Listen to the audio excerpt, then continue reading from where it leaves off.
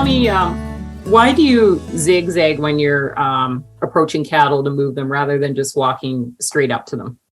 Well, again, that's something that we learned many years ago from Bud Williams and then has been passed on through Don Notto, who gave the stockmanship class.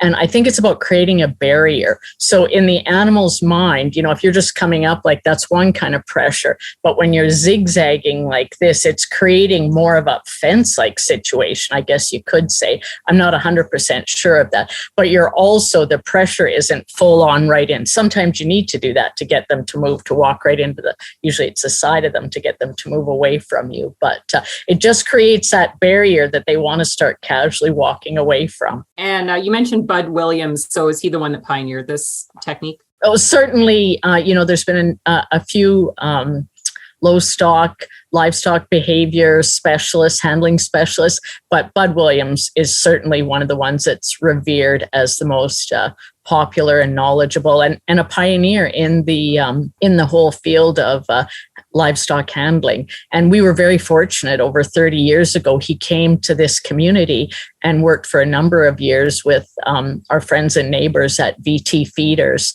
And that's where Don Notto first started to work with him. And then when he and his wife Eunice went back down to Texas, Don went with them as well. And she's worked with him for many, many years. He's, of course, now passed on. But, so many people will know of the Bud box as just a simple square with your lead out alley and, following the principles of cattle want to go back the way they came. So when you're bringing them into a gate, have it so you just switch and they go back that way and down the lead out alley. Those are some of the principles. I think it's just, it's important. We've certainly found to always keep learning. And, some days things don't go well, but, part of it is just what Bud said, it's in our own attitude. And if we can really approach it in a way that isn't so pressured. And I know time is such a precious resource. We're always, oh my gosh, we got so much time to get the cattle in because they got to get on trucks or whatever.